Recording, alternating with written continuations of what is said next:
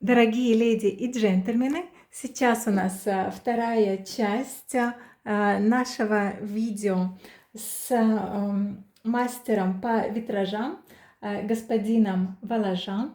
И сейчас он нам расскажет, как он выиграл конкурс для того, чтобы стать создателем витража, который останется на века в церкви Сент-Этьен-де-Ла-Жера. То, что вы видели, это создание, его работу вы видели в моем шорте.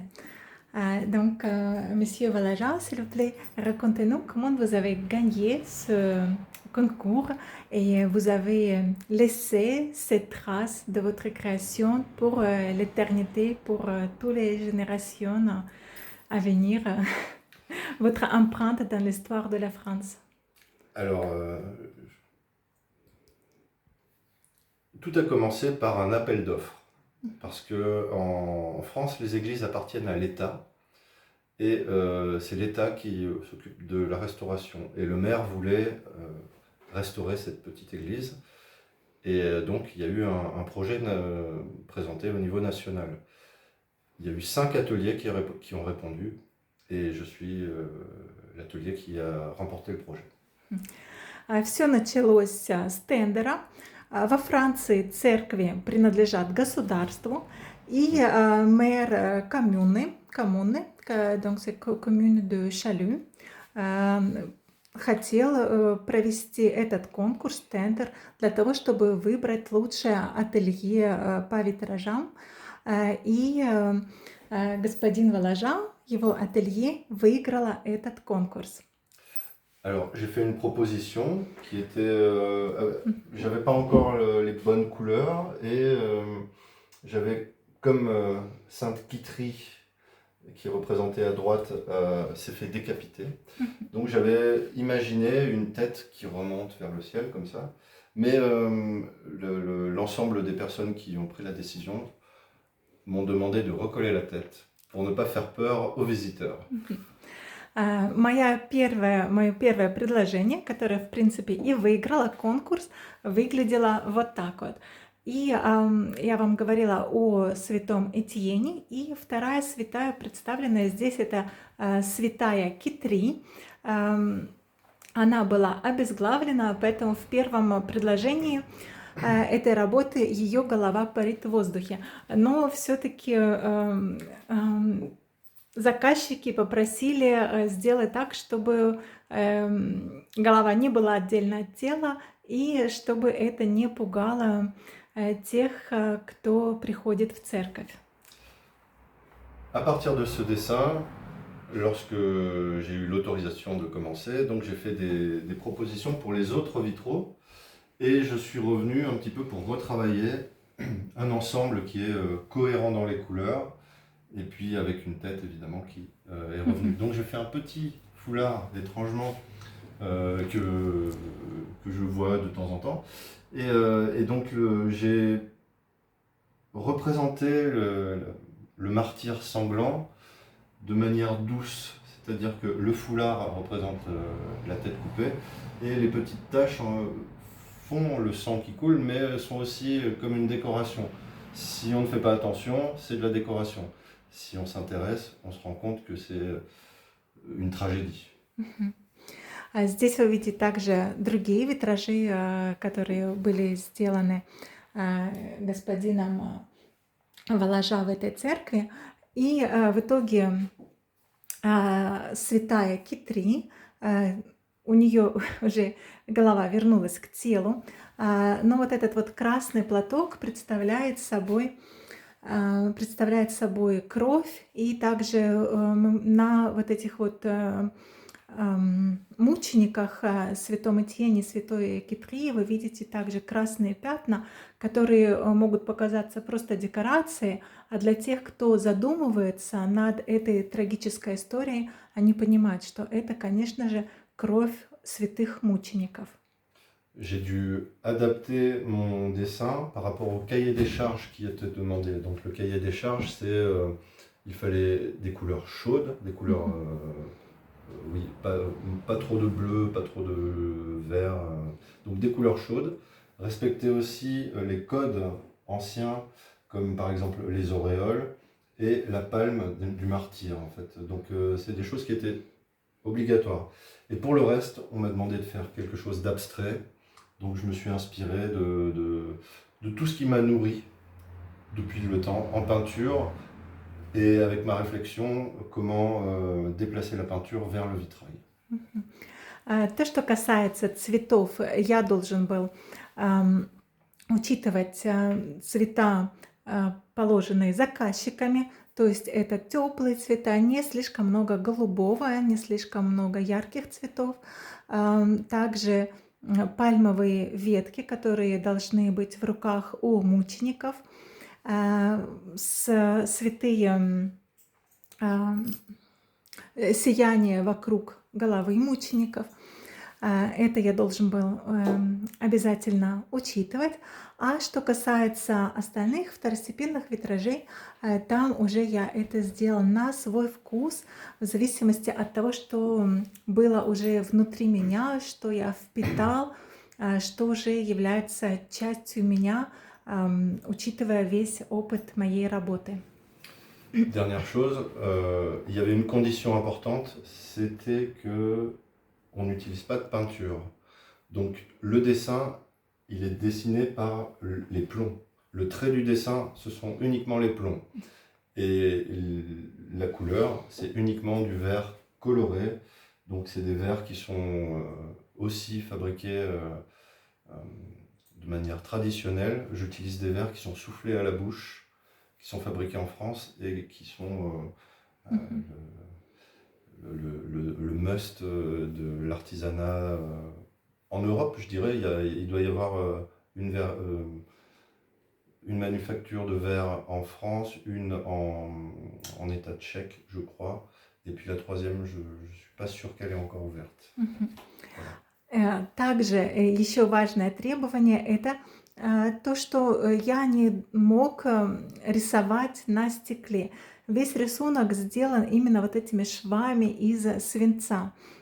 А также стекло я должен был использовать то стекло, которое производится во Франции. Это цветное стекло, которое выдувается ртом его производителями. И это самое лучшее качество стекла, существующее в мире.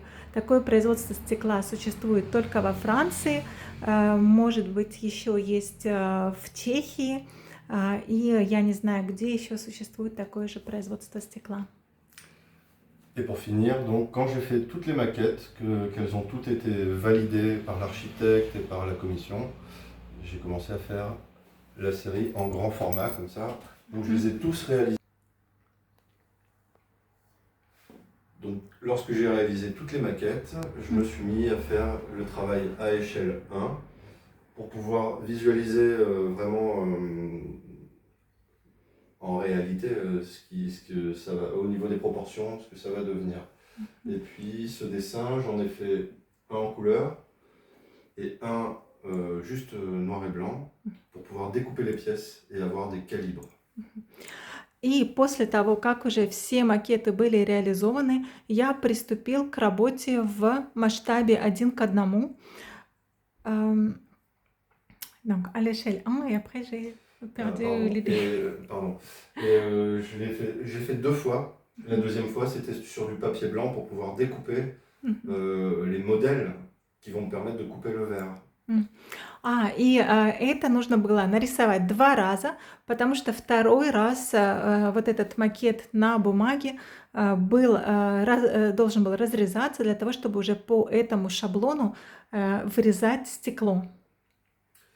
Et c'est 1 an de ma vie, entre le début du dessin et la fin du chantier. И от начала рисунка и до уже законченного произведения, законченного витража, установленного в церкви, у меня ушел год жизни на создание этой работы. Voilà. Et est-ce que vous pouvez nous montrer vos outils? Oui, alors des outils. Donc, quels outils vous utilisez? Какие вы используете кисточки, средства для произведения? Alors ici, on va pas parler des outils du montage, on va parler des outils de peinture. Да, здесь мы видим не инструменты для монтажа, для составления витража, но то, что используется для рисунка. Donc on a beaucoup de pinceaux, Множество кисточек. mais on va commencer par la grisaille. Donc la grisaille, La grisaille. c'est des oxydes de métaux. Это оксиды металлов. C'est un chimiste qui les fabrique, Это производится химиком. Hervé de Bitus. Et à partir de là, moi je vais pouvoir mélanger les pigments avec soit de la gomme arabique, soit d'autres essences, faire de la peinture à l'huile ou de la peinture à l'eau. Et après, je mélange. Quand c'est liquide, je vais mélanger les pigments comme ça pour avoir la peinture. Et gomme arabique, qu'est-ce que c'est là? Ah, c'est ça. C'est de la sève d'arbre en fait. Ah oui, c'est Ça ça. sert à faire de l'encens, je sais pas comment on traduit. И мы смешиваем вот этот гризай с резиной. Обычно это смола дерева. Ça c'est une chose, mais on peut faire aussi peinture à l'huile avec de l'essence de térébenthine et de l'huile. И краска. Вот эта смола дерева используется также и для краски, для картин, сделанных маслом. Donc j'ai différents pinceaux et il y a beaucoup d'animaux. Различные кисточки различных животных. Ça doit être de la martre. C'est une petite... la martre, c'est comme un furet, comme un petit... Bon, c'est de la martre. Ça, c'est du blaireau. Это барсук, это маленькая кисточка сделана из какого-то еще животного, которого я не смогу вам перевести. Avec le blaireau, je peux... d'abord, je vais prendre un pinceau très doux. Очень мягкая кисточка. Je prends la peinture. Я беру краску. Je vais étaler. Я ее размазываю. Et ensuite, ça va permettre de pousser les pigments, de pouvoir faire quelque chose de très homogène. И с вот этой кисточкой из барсука я распределяю краску, чтобы она была очень-очень равномерной. Et si je veux, après avoir une texture comme ça de granit un peu, je vais pouvoir venir tapoter comme ça. И чтобы были небольшие точечки, нужно сверху вот так вот сделать кисточкой. L'étape suivante, Далее. je vais prendre un banc. У меня есть такая линейка. Et je vais aller prendre la peinture et venir faire les lettres Это ou le досточка. travail. Oui, le banc, c'est pour s'appuyer. Voilà. Да, такая досточка, чтобы рука на что-то опиралась. И я уже рисую более тонкие рисунки.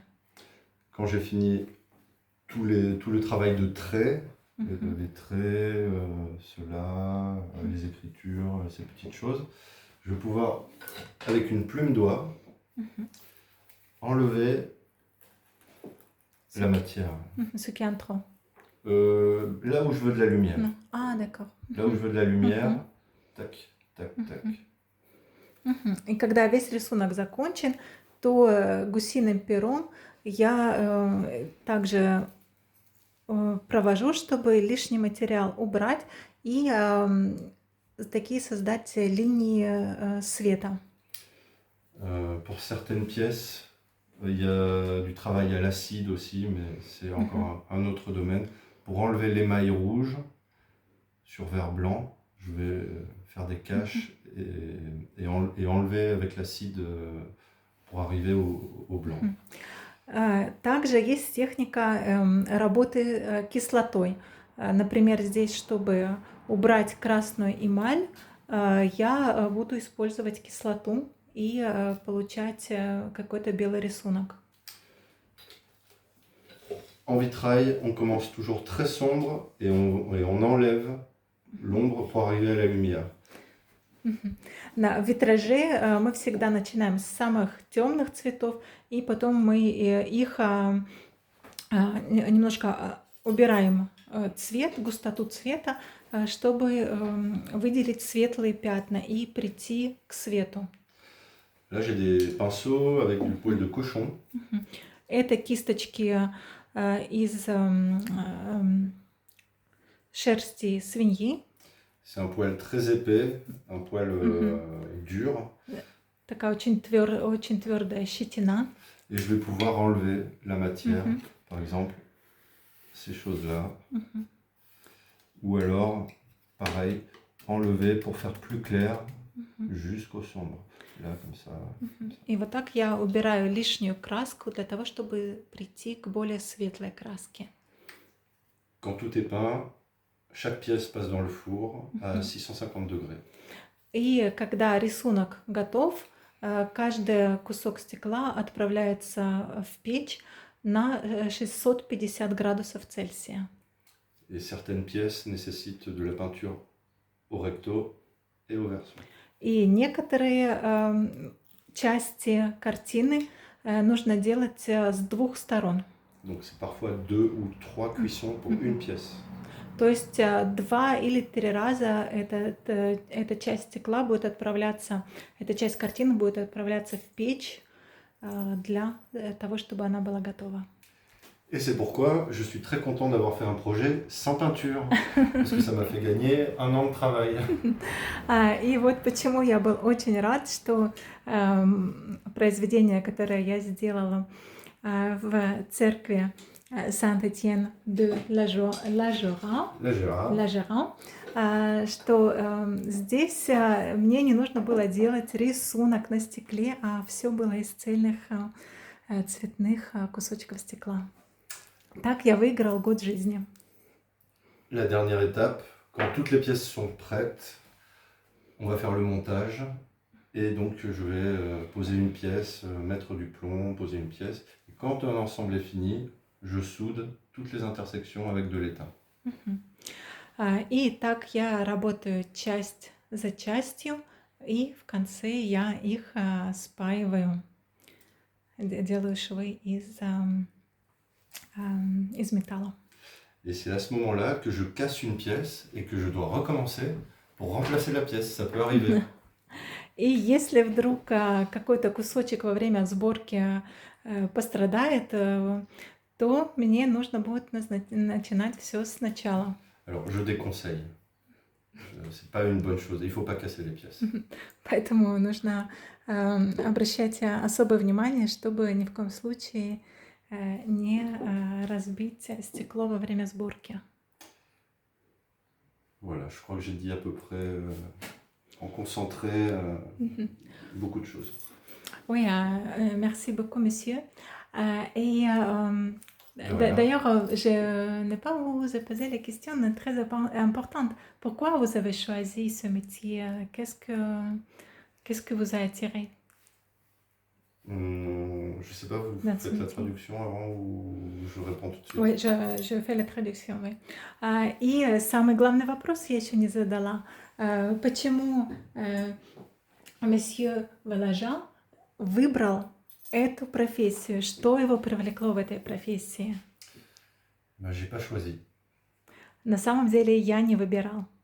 Je crois vraiment que c'est ce métier qui m'a choisi et je me suis laissé apprivoiser. На самом деле эта профессия меня выбрала, а я просто позволил профессии меня приручить. J'avais moins d'imagination, moi. Je voulais faire ébéniste, travailler le bois. Изначально я хотела просто быть мастером по дереву. Donc j'ai quand même de la chance que le vitrail ait choisi de me prendre pour ma vie entière, quoi. C'est un métier passion, c'est une histoire d'amour un peu. И в итоге я очень счастлив, что эта профессия меня выбрала. Это стало моей страстью, моей любовью, моей жизнью. Donc, on pourra laisser vos coordonnées pour les spectateurs. Si Oui. quelqu'un voudra vous passer une commande, Oui, ceux qui habitent en France. bien sûr. Mhm. Donc, merci beaucoup. Merci Ouais, encore ouais. pour cette belle surprise d'interview. Ouais. Ouais, merci, monsieur.